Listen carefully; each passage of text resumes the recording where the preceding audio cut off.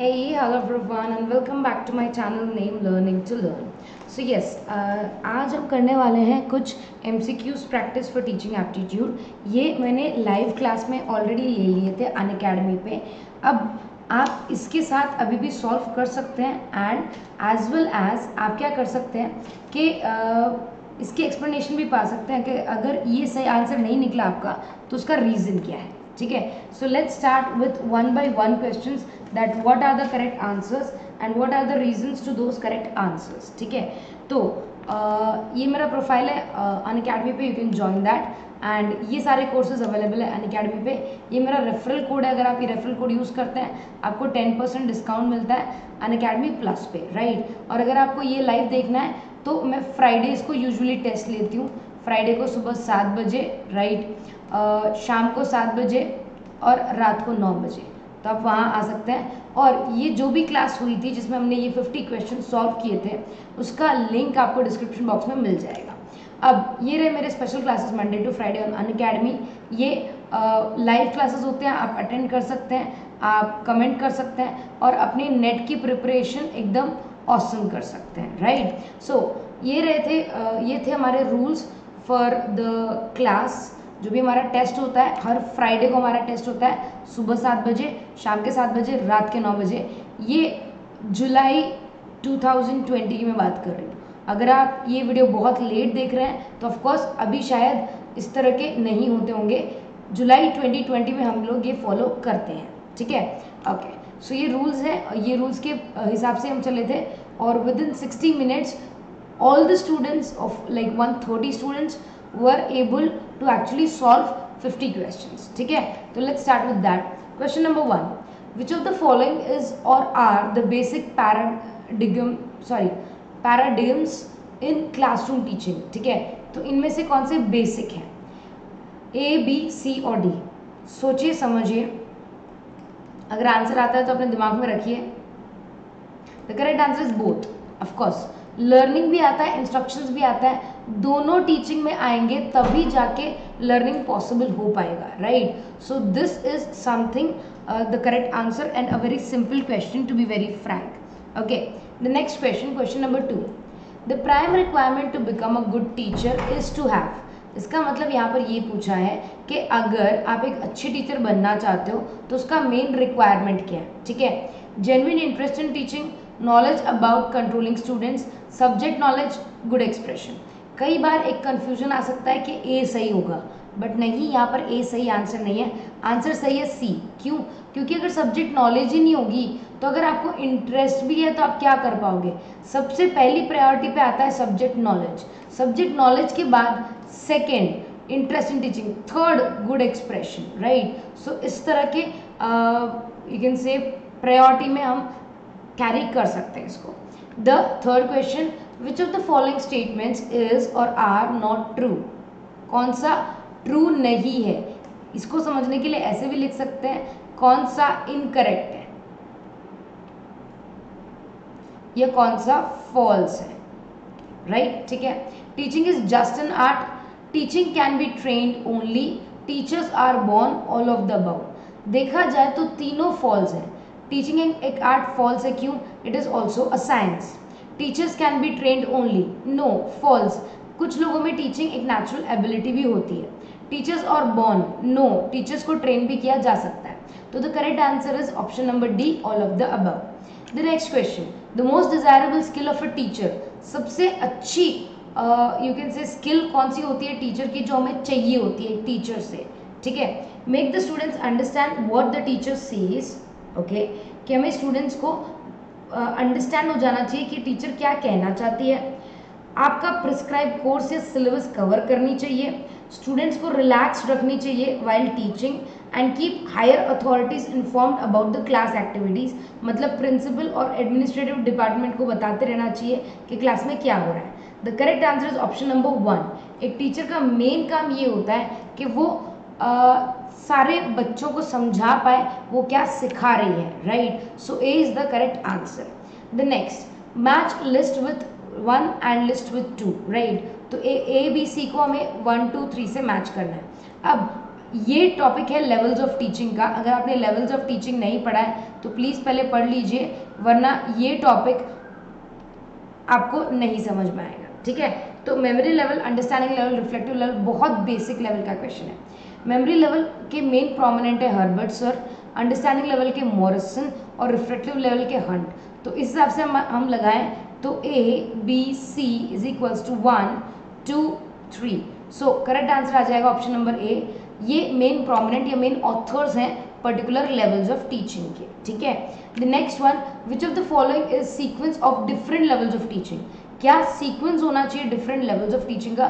तो ऑफकोर्स ये क्वेश्चन भी किस चीज़ से, लेवल्स ऑफ टीचिंग से, और बहुत ही बेसिक लेवल का क्वेश्चन है, राइट। सो करेक्ट आंसर है ए। पहले मेमोरी लेवल आएगा, मेमोरी लेवल कंप्लीट करने के बाद हम अंडरस्टैंडिंग लेवल करेंगे, अंडरस्टैंडिंग लेवल कंप्लीट करने के बाद हम रिफ्लेक्टिव लेवल करेंगे। The next one is which of the following is an independent variable in teaching learning experience और प्रोसेस, ठीक है।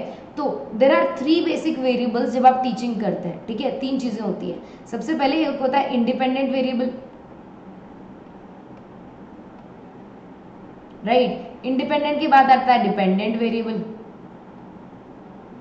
डिपेंडेंट वेरिएबल के बाद आता है इंटरवेनिंग वेरिएबल, राइट। इंडिपेंडेंट हमेशा टीचर रहता है, डिपेंडेंट हमेशा स्टूडेंट रहता है, और इंटरवेनिंग इंटरेक्शन होता है between teacher and student, right. Interaction means communication भी बोल सकते हैं हम लोग, right. So the correct answer here is a teacher. Fine. Next question, which of the following method should be used by each teacher. हर एक teacher को कौन सा मेथड यूज करना चाहिए? ये क्वेश्चन बनता है आपका मैगजीम्स ऑफ टीचिंग में से।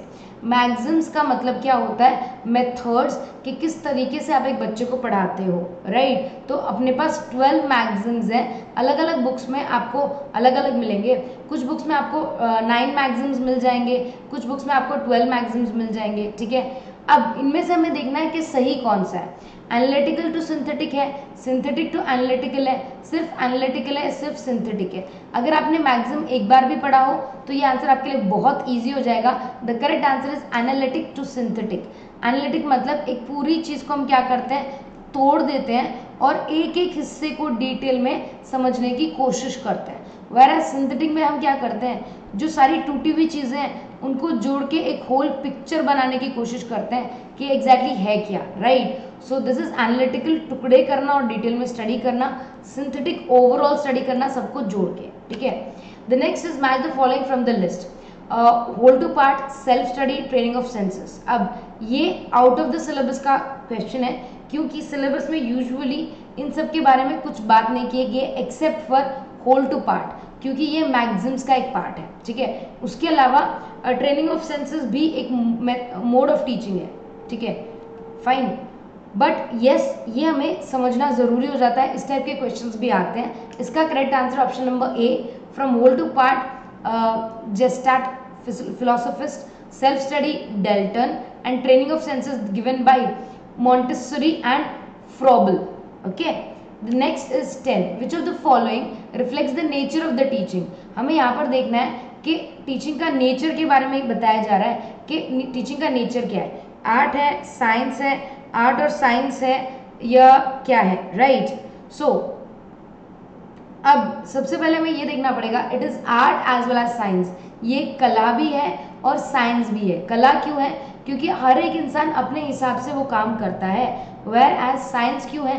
क्योंकि इसमें कॉज एंड इफेक्ट रिलेशनशिप है, right. So the correct answer is C, right. Okay, अब हम नेक्स्ट क्वेश्चन पे जाते हैं, question number 11। Which of the following orders are the 3 levels of teaching. अब भी हमने थोड़ी देर पहले ही किया था, 1-2 क्वेश्चंस पहले ही, कि लेवल्स का टीचिंग का व्हाट डू वी से, लेवल्स क्या होते हैं, या पहले क्या आएगा, बाद में क्या आएगा, उसके बाद में क्या आएगा। सबसे पहले आएगा मेमोरी लेवल, फिर अंडरस्टैंडिंग लेवल, फिर reflective level. So correct answer option number 1, 2, 3, very very easy, right. So this is the correct answer. Now next question.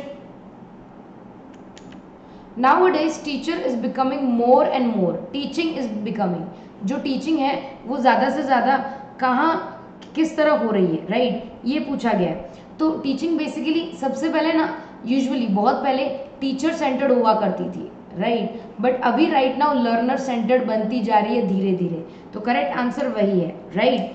Now next question, question number 13, when the learner is self directed it is termed as।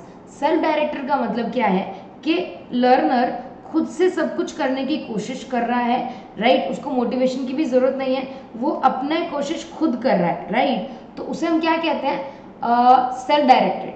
तो कहाँ किस level पे एक child, एक बच्चा, एक student self directed होता है, खुद दिशा देता है, ये क्वेश्चन है, राइट। सो इसका करेक्ट आंसर है बी, एंड्रोगॉगी, राइट। एंड्रोगॉगी क्यों? Because this is called adult learning, right, whereas this is child learning, ठीक है। जब एक बहुत छोटा बच्चा होता है जब हम उसे पढ़ाते हैं तब हम उसे पेडागॉगी कहते हैं, ठीक है। तो पेडागॉगी में बच्चा डायरेक्टेड, सेल्फ डायरेक्टेड नहीं रहता, ना सेल्फ मोटिवेटेड रहता है, तो आपको क्या करना पड़ता है दैट आपको बच्चे को पूरा डायरेक्शन देना पड़ता है, मोटिवेशन देना पड़ता है।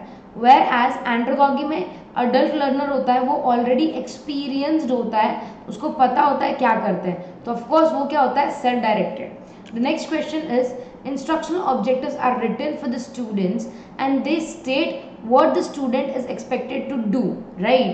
तो जो इंस्ट्रक्शनल ऑब्जेक्टिव्स होते हैं, ठीक है, अगर आप एक बच्चे को इंस्ट्रक्शन देते हो, राइट, तो एग्जैक्टली उससे क्या एक्सपेक्ट करते हो, राइट, ठीक है। Now we have students are expected to do, क्या स्टूडेंट्स से हम क्या एक्सपेक्ट करते हैं अगर हम इंस्ट्रक्शनल ऑब्जेक्टिव्स देते हैं तो, राइट। तो ये क्वेश्चन पूछा है, बहुत इजी है, specific, observable, measurable, all of the above, right. So these objectives should be of course all of the above. क्यों? क्योंकि हम इंस्ट्रक्शन स्पेसिफिक भी रखेंगे, ऑब्जर्वेबल भी रखेंगे और मेजरेबल भी रखेंगे, राइट, तभी हम उसको क्या कर सकते हैं, मेजर कर सकते हैं, देख सकते हैं और बच्चे की प्रोग्रेस को भी पता कर सकते हैं। Fine. The next is in context of dynamic teaching. Okay, dynamic का वर्ड का प्लीज मतलब समझ लीजिए, विच कीप्स ऑन चेंजिंग, जो क्या हो जाता है, चेंज होता रहता है, कांस्टेंट नहीं रहता, ठीक है। तो in context of dynamic teaching environment which of the following statement is true, इनमें से कौन सा ट्रू है? Teacher is a dependent variable, student is an independent variable. ये मैंने आपको कुछ क्वेश्चंस पहले ही करवाया था related to dependent variable, independent variable and intervening variable. इससे भी आप आंसर बहुत आसानी से निकाल सकते हैं। Teacher is an independent variable and student is a dependent variable. Option number B is the right answer, ठीक है। तो ये वेरिएबल्स ऑफ टीचिंग है, बेसिक रिक्वायरमेंट्स में आते हैं, आप उसको और थरोली पढ़ सकते हैं। At which of the following teaching levels classroom environment is required to be sufficiently open and independent? इस क्वेश्चन में बहुत बच्चों को डाउट आता है, बहुत सिंपल है, देखो यहाँ तक सब सही है। At which of the following teaching levels classroom communication और classroom environment is required to be open and independent, but sufficiently मतलब एक हद तक आपको ओपन रखना है, एक हद तक आपको इंडिपेंडेंट रखना है। यूजुअली जब हम पहली रीडिंग करते हैं तो हमारे दिमाग में आंसर आता है रिफ्लेक्टिव होना चाहिए, but no, due to this particular word sufficiently it triggers या it gives us the hint towards understanding level. The correct answer is understanding level. क्यों? क्योंकि यहाँ पर एक वर्ड यूज किया गया है sufficiently। ट्राई करें हिंट्स को समझने की। What is meant by the curriculum? Curriculum क्या होता है? काफी बच्चों को डिफरेंस नहीं पता होता करिकुलम और सिलेबस में।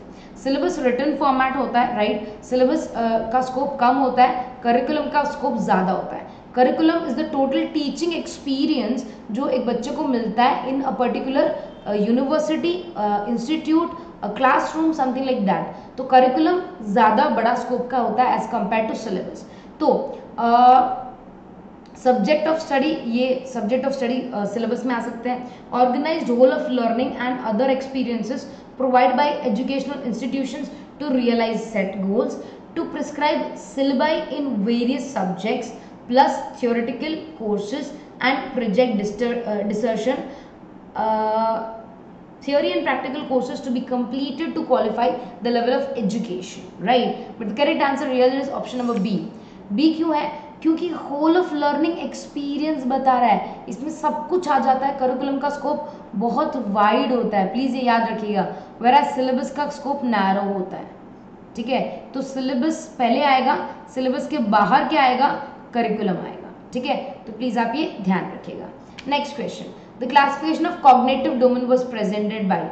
अगर आपने ये डोमेन्स नहीं पढ़े हैं तो प्लीज पढ़ लीजिए, ये सिलेबस में भी है और कई बार PYQs में पूछे भी गए हैं। डोमेन्स 3 टाइप के होते हैं, दैट इज कॉग्निटिव डोमेन जो आप यहाँ क्वेश्चन में देख रहे हैं, psychomotor domain and affective domain, right. इसके बारे में अगर आपको ज़्यादा पढ़ना है, राइट, या आपको टीचिंग एप्टीट्यूड बिल्कुल नहीं आ रहा है, आपको टीचिंग एप्टीट्यूड 0 से लेकर 100 तक पढ़ना है, तो नीचे डिस्क्रिप्शन बॉक्स में अनअकैडमी की जितनी क्लासेस ली मैंने टीचिंग एप्टीट्यूड पे, सारी फ्री ऑफ कॉस्ट है, आपको अटेंड कीजिए, आप ये सारे आंसर्स कर पाएंगे, I can guarantee you, right. So the classification of cognitive domain, इन तीनों में से कॉग्निटिव डोमेन की बात कर रहे हैं। तो ये कॉग्निटिव डोमेन किसने दिया है, बेंजामिन ब्लूम सर ने, जिसे हम पॉपुलरली ब्लूम्स टैक्सोनॉमी भी कहते हैं, राइट।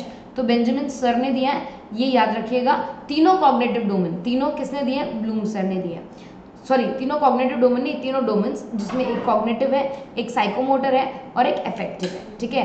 तो बेंजामिन ब्लूम सर ने दिया। Next, to make use of previously learned material in new situation is. अब ये कॉग्निटिव डोमेन के लेवल्स हैं। कॉग्निटिव डोमेन के 6 लेवल्स होते हैं, 3 upper level and 3 lower level, ठीक है। और ये दोनों मिलके बन जाते हैं 6 levels of learning in cognitive domain. इसके बारे में ज़्यादा जानकारी चाहिए तो प्लीज़ आई रिक्वेस्ट यू, नीचे लिंक दिया हुआ है डिस्क्रिप्शन बॉक्स में, वहाँ पर जाइए और वहाँ पर आप एग्जैक्टली पढ़ पाएंगे various cognitive domains, various teaching, right. Total 25 lectures से ज़्यादा हैं, 1-1 घंटे के लेक्चर्स हैं, आपका टीचिंग एप्टीट्यूड पूरा हो जाएगा, राइट। और क्योंकि मैं यहाँ पर समझाऊंगी तो बहुत ज़्यादा टाइम चला जाएगा। So to make use of previously learn material in new situation is, बहुत सिंपल है, एप्लीकेशन, राइट। तो एप्लीकेशन एक लेवल है इन कॉग्निटिव डोमेन, जो ये 6 लेवल्स होते हैं उसमें से एक लेवल है एप्लीकेशन, ठीक है। The next is the highest level of cognitive domain. Cognitive domain में मैंने अभी बताया था कितने लेवल्स होते हैं अपने, 6 लेवल्स होते हैं। 6 लेवल्स में से सबसे हाईएस्ट टॉप पे कौन है, राइट, ये पूछा है। The correct answer is evaluation. Evaluation is the highest domain in cognitive, right. Now at authoritarian level the teaching is, बहुत सिंपल है, अगर बेसिक आपने व्हाट डू वी से टेक्निकल वर्ड भी पकड़ लिया तो आपको आंसर आ जाएगा। Okay, the correct answer here is teacher centred. Teacher centred authoritarian होता है, क्यों, क्योंकि टीचर अथॉरिटी पेश करता है, टीचर अपने हिसाब से काम करता है, राइट। तो ये स्टूडेंट लर्नर नहीं होगा, चाइल्ड लर्नर नहीं होगा, क्या होगा, टीचर सेंटर्ड, ठीक है। मैच द फॉलोइंग, बहुत सिंपल है। अगर आपने कभी महात्मा गांधी के कोई वर्ड सुने हो, राइट, या यू कैन से एजुकेशन के बेसिस पे कुछ भी पढ़ा हो, तो ये आपके लिए बहुत ईजी हो जाएगा। इस टाइप के भी क्वेश्चंस प्रीवियस ईयर में आते हैं, राइट। अगर सपोज 5 क्वेश्चंस पूछे जा रहे हैं टीचिंग एप्टीट्यूड से, तो पॉसिबल है कि एक क्वेश्चन इस तरह का आए, तो आपको इसके लिए प्रिपेयर्ड रहना पड़ेगा, ठीक है। ऑफकोर्स ये सिलेबस का उतना बड़ा हिस्सा नहीं बनते, मगर फिर भी देयर आर अ पार्ट।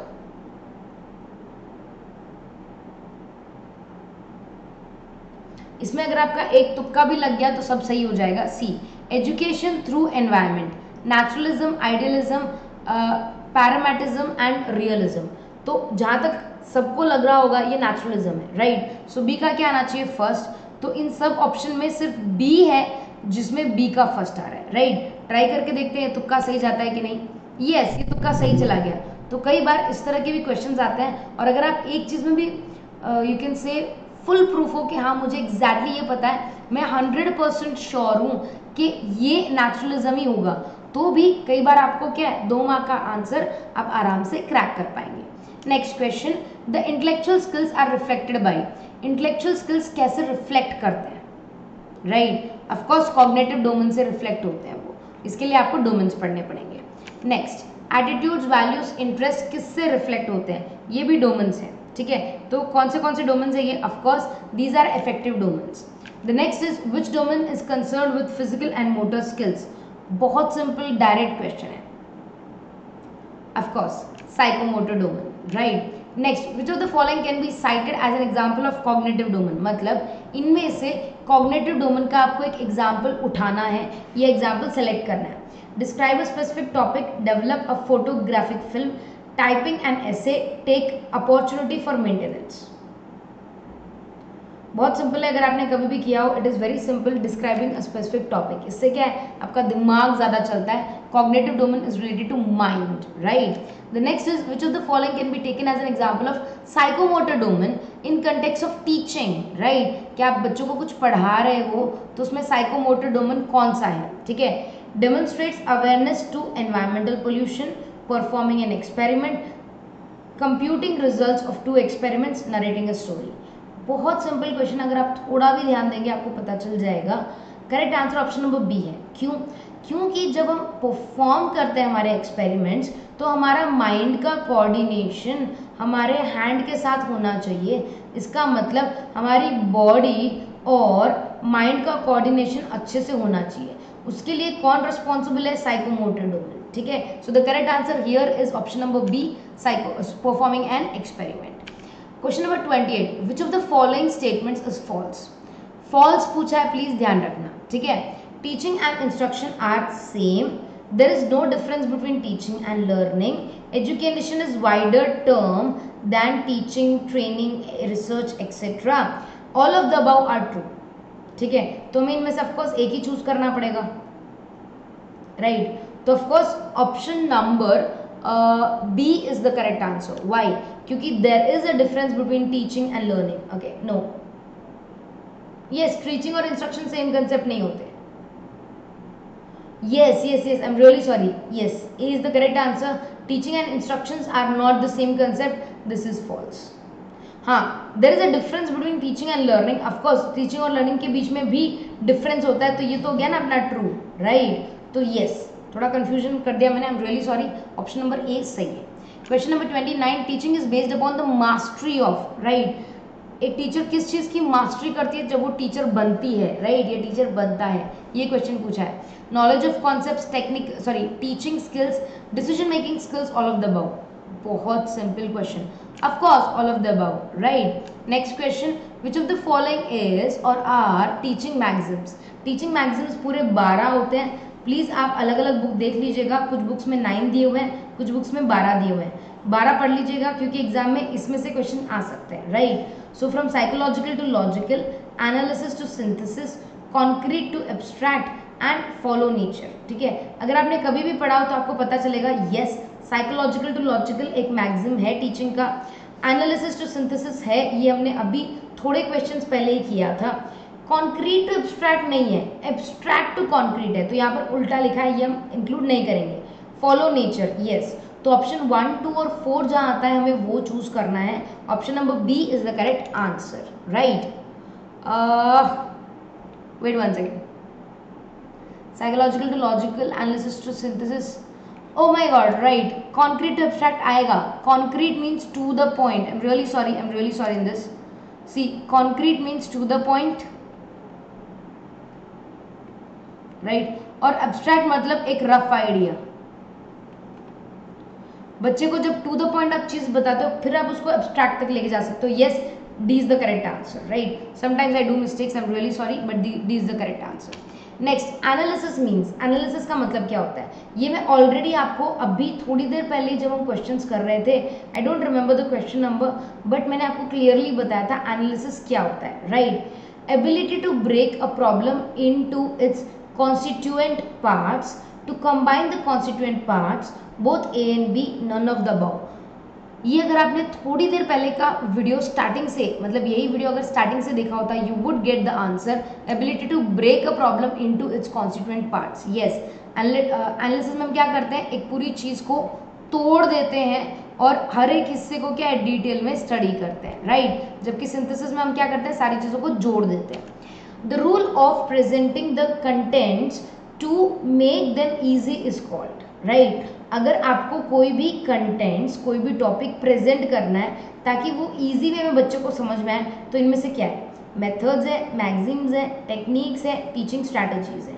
अगर आपने techniques of teaching, magazines of teaching, methods of teaching अभी तक नहीं पढ़ा है तो प्लीज़ पढ़ लीजिए, ये बेसिक्स हैं। इसके ऊपर कई बार प्रीवियस ईयर क्वेश्चंस आते हैं इन टॉपिक्स में से, ठीक है। सो ऑफ कोर्स हम बहुत बातें कर चुके हैं मैक्सिम्स के बारे में। The correct answer here is Maxim's of teaching. वो एग्जैक्टली ये बताता है कि हमें किस तरह बच्चे के सामने कंटेंट प्रेजेंट करना चाहिए ताकि वो कंटेंट क्या हो पाए, ईजी हो पाए बच्चों के लिए, ठीक है। तो उसके लिए हम क्या यूज करते हैं, maxims. The next is with smaller classes teacher are much more able to identify learning problems, provide individual attention, adapt instructions to individual differences among students and all of the above। देखिए इस type के जो general knowledge के questions होते हैं, general knowledge मतलब जो आपके बेसिकली प्रीवियस एक्सपीरियंस से बनता है, राइट। आपको इसके लिए थोड़ा बहुत पढ़ाने का एक्सपीरियंस होना चाहिए, राइट, उससे बनता है। तो इसके ऊपर बहुत ज़्यादा क्वेश्चंस आ रहे हैं, स्पेशली इन रीसेंट टाइम्स, ठीक है। आप रीसेंट प्रीवियस ईयर क्वेश्चंस देखोगे ना, लाइक 2018 के पेपर, 2019 के पेपर, यू विल रियलाइज इस टाइप के क्वेश्चंस ज़्यादा से ज़्यादा पूछे जाते हैं, ठीक है, जो रियल लाइफ सिचुएशन पे बेस्ड होते हैं। तो अगर क्लासेस कम होंगी तो क्या होगा, ये पूछा है, right. The correct answer is of course all of the above. सारी चीज़ें हो सकती है, एक एक बच्चे पे आप अटेंशन दे सकते हो, उनको समझा सकते हो, उनके लर्निंग प्रॉब्लम्स को आइडेंटिफाई कर सकते हो, सब कर सकते हो, right. The next one is the single most important factor in the beginning of the teaching career. जब आप टीचिंग शुरू करोगे, स्टार्टिंग में प्लीज जो भी की टर्म्स है उसको देखना, समझने की कोशिश करना, वो क्वेश्चन पूछना क्या चाह रहा है। ये क्वेश्चन आपको क्लियरली पूछना चाह रहा है, the single most important factor in the beginning of the teaching career is meritorious academic record, communication skills, one's personality and ability to relate to the class and student, organizing ability। बहुत basic question है। The correct answer is option number C. क्यों? क्योंकि सबसे पहले हम teacher में ये देखेंगे कि क्या वो क्लास से, स्टूडेंट से रिलेट कर पा रहा है या नहीं, टीचिंग का करियर स्टार्ट करने से पहले, right. The next question is effective teaching bye and large. अगर आप इफेक्टिव टीचिंग करना चाहते हो तो उसके अंदर क्या क्या होना चाहिए, ये पूछा है। Maintaining discipline in the class, teachers honesty, teachers making student learn and understand, teachers liking the job of teaching. तो इफेक्टिव टीचिंग का मतलब क्या है, इन चारों में से ये आपका क्वेश्चन बन के आया है। बहुत ईजी है, of course teachers making student learn and understand. Of course अगर टीचर अंडरस्टैंड ही नहीं कर पाता या टीचर दूसरों को समझा ही नहीं पाता तो बाकी सारी चीजें कोई वैल्यू नहीं रखती। सो this is the correct answer. Next question, in the list 1 the names of the philosophers are given, right। तो हमारे पास हमारे ऑप्शन लिस्ट 1 में टैगोर सर हैं, विवेकानंद सर हैं, महात्मा गांधी जी हैं, बुद्धिज्म है, राइट। और उसके सामने उनके फिलोसफी के स्टेटमेंट्स दिए हुए हैं, आपको सिर्फ मैच करना है। अब इसमें आपको याद रखना है वही वाला कि अगर सपोज एक चीज़ भी आपको इसमें से आती है तो आप आराम से क्रैक कर पाएंगे इसका answer, right. So like Buddhism depends upon karma, right. So D का अगर सेकेंड लेती हूँ तो आई थिंक सी सही आना चाहिए। Let us see what is the correct answer. Of course C is the correct answer because मुझे बुद्धिज्म का पता था क्योंकि वो कर्मा में बिलीव करते हैं। अगर आपको एक आंसर भी सही आता है and you are able to crack that, you will be able to crack the 2 mark question very easily, right. तो प्लीज इस टाइप के क्वेश्चंस पे ज्यादा ध्यान दीजिए। इस टाइप के क्वेश्चंस आ सकते हैं जो भले आपके सिलेबस का हिस्सा नहीं बनते मगर फिर भी एग्जामिनेशंस में पूछे जाते हैं। The next is who said this, education is man making, it is that by which characteristics is formed, strength of mind is increased, intellect is expanded and by which man can stand on his own feet। क्या आपने कभी ये sentence सुना है? अगर सुना होगा तो आपके लिए बहुत इजी हो जाएगा, सुना नहीं होगा तो ऑफकोर्स थोड़ी दिक्कत आएगी, right. So the correct answer for this is Swami Vivekananda. Swami Vivekananda ने बोली थी ये बात, ठीक है। The next is prior to teaching, teaching start करने से पहले टीचर को क्या करना चाहिए, ये पूछा है कि मतलब शिक्षण या टीचिंग स्टार्ट करने से पहले टीचर को क्या करना चाहिए। Fine.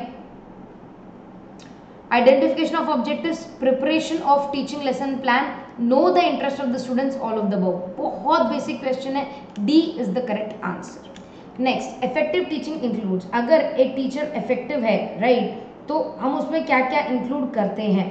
Teacher is active but students may और मे नॉट बी एक्टिव। हम यहाँ पर एक्टिव का मतलब क्या होता है? एक्टिव का मतलब ये होता है कि टीचर बहुत यू कैन से ध्यान लगा के उसमें इंटरेस्ट लेके उसी चीज़ पे फोकस करके वो चीज़ पढ़ा रही है, राइट? तो टीचिंग एक्टिव होनी चाहिए, राइट, बट स्टूडेंट्स एक्टिव नहीं होने चाहिए। तो स्टूडेंट्स ऑफकोर्स पैसिव होंगे। पैसिव का मतलब वो सुन ही नहीं रहे, राइट? ठीक है, तो ये तो नहीं हो सकता। टीचर्स में बी एक्टिव और interactive but students are active. Teacher is active and students are active, so C is the correct answer. क्यों? क्योंकि इफेक्टिव टीचर वही होता है जो ये दोनों काम कर सकता है, खुद भी एक्टिव रहे और बच्चों को भी एक्टिव रहने दे, right? Okay, sorry about the pause. Okay, the most expected immediate outcome of a teacher, right? हम टीचिंग से क्या चाहते हैं? हम टीचिंग से, टीचिंग जो भी प्रोसेस होती है ना, उससे हम क्या चाहते हैं कि भाई जब एक टीचर क्लासरूम में बैठ के बहुत सारे बच्चों को पढ़ा रही है, राइट, एक बोर्ड है उसके ऊपर टीचर ने कुछ लिखा हुआ है, राइट, और टीचर उसको पढ़ा रही है, फाइन, तो टीचर क्या चाहेगी अल्टीमेटली? सारे बच्चों से टीचर क्या चाहेगी, ये पूछा है, ठीक है? तो टीचर चाहेगी कि change in behaviour of the student, ये सबसे पहले टीचर चाहेगी, बाकी कुछ चाहे ना चाहे। सो the correct answer is option number A, right? Now 41, the basic requirement of teaching efficiency. आप सोचिए इसका आंसर क्या होना चाहिए?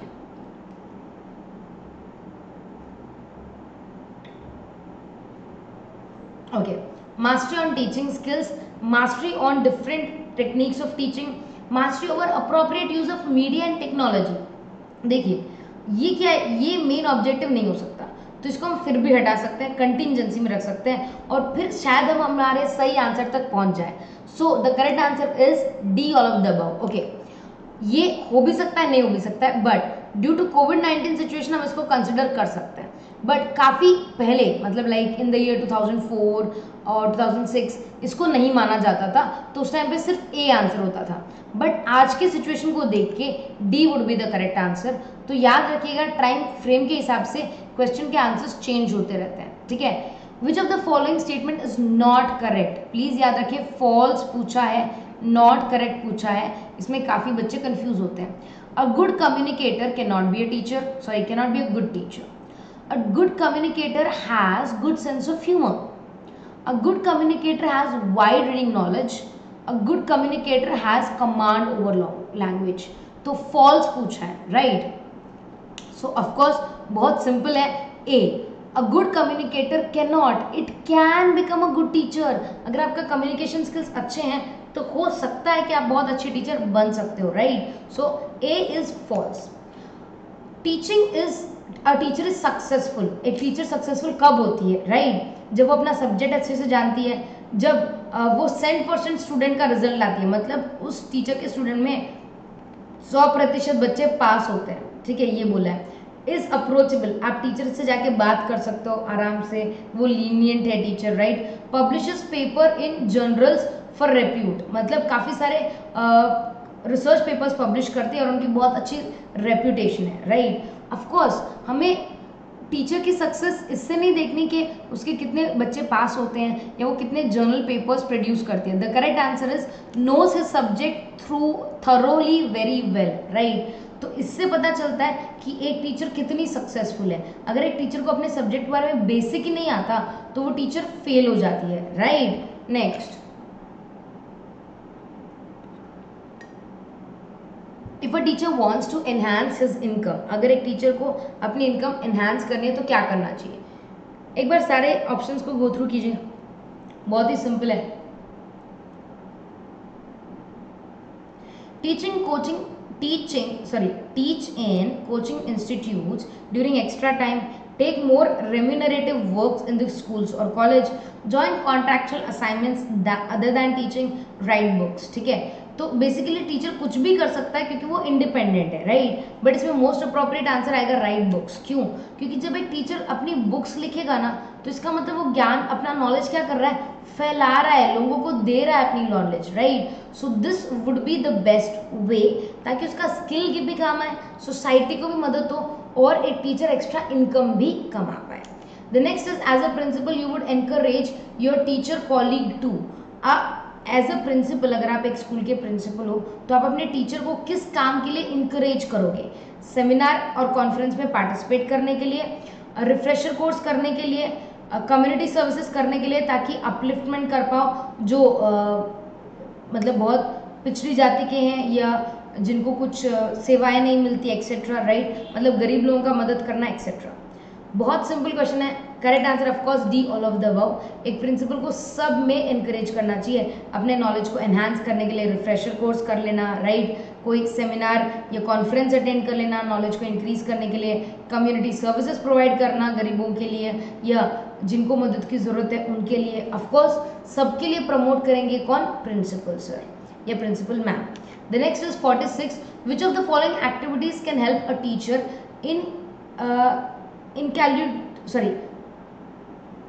इंक्लूड बोल सकते हैं इसको, एग्जैक्टली मुझे प्रोनाउंस नहीं आ रहा, प्रोनाउंसिएशन कैसे करते हैं मुझे वो नहीं पता चल रहा, बट यस इसका मतलब क्या है? Include, right? Social moral values among the students. अब बेसिकली सब लोग ज्ञान दे सकते हैं स्टूडेंट्स को कि भाई ऐसा करना चाहिए, झूठ नहीं बोलना चाहिए, सच के रास्ते पे चलना चाहिए, बट बच्चे उसको फॉलो नहीं करते।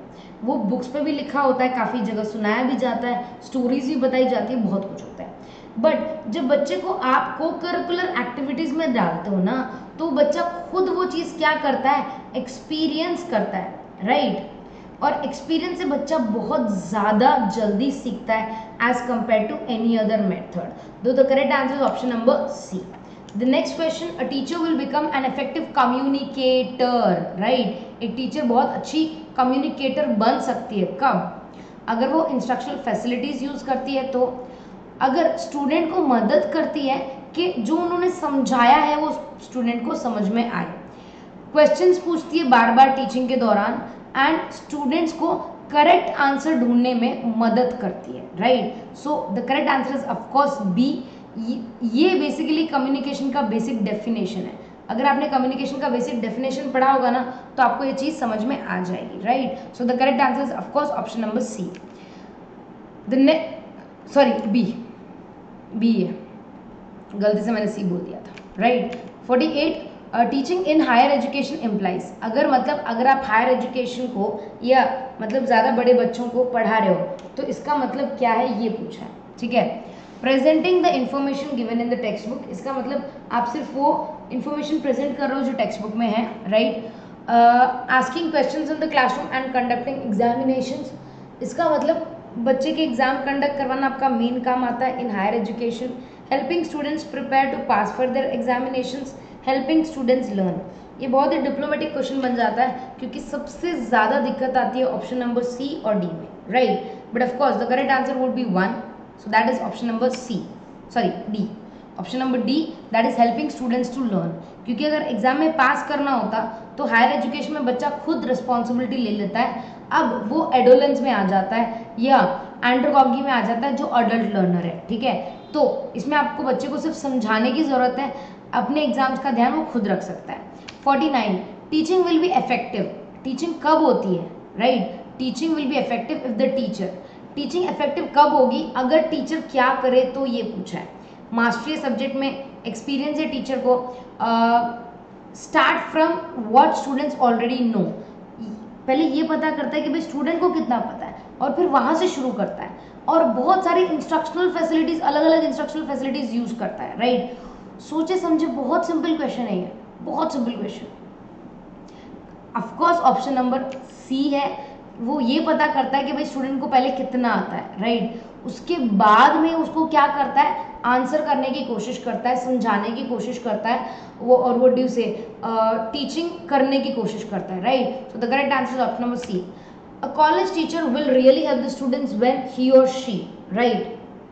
ओके, शायद मुझे लगता है, मुझे पता नहीं क्यों ऐसा लग रहा है, मैंने सी आंसर बोला था क्लास में, but it is wrong. It should be objective in an evaluation, ये आना चाहिए कि जब वो टीचर इवैल्यूएट करे ना, वो सब्जेक्टिव ना हो, ऑब्जेक्टिव हो। मतलब फाइनली एक टीचर को पता होना चाहिए कि भाई अगर मैं किसी की आंसर शीट चेक कर रही हूँ तो अल्टीमेटली मैं इसमें सिर्फ एफिशिएंसी देखना चाहती हूँ कि बच्चे ने कितना लिखा है, वो नहीं क्या लिखा है, एग्जैक्टली कितना सही लिखा है, what is return, right. So वो बहुत इंपॉर्टेंट हो जाता है। So option B is the correct answer, right. तो हमने ये सारे क्वेश्चंस किए थे और आई होप आपको इस वीडियो से हेल्प मिले, आपको इस वीडियो से पता चले कि हाँ हमने बहुत सारे क्वेश्चंस बिना देखे सारे स्टूडेंट्स ने अटेंड किए थे और 60 मिनट्स में 50 क्वेश्चंस हमने कर लिए थे, जो कि एक बहुत अच्छी स्पीड होती है, right. So thank you everyone, I think, right. And please मेरे 2 अदर चैनल उसको आप फॉलो कर सकते हो। और अगर टीचिंग एप्टीट्यूड आपको स्टार्टिंग से पढ़ना है, प्लीज़ डिस्क्रिप्शन बॉक्स में जाइए, जितनी भी लिंक्स दे रखी है उन सारी क्लासेस को एक बार अटेंड कीजिए। आपको पता चलेगा, आपको रियली पता चलेगा the difference after reading and before reading, right? So please do that. Take good care of yourself, study hard, bye bye.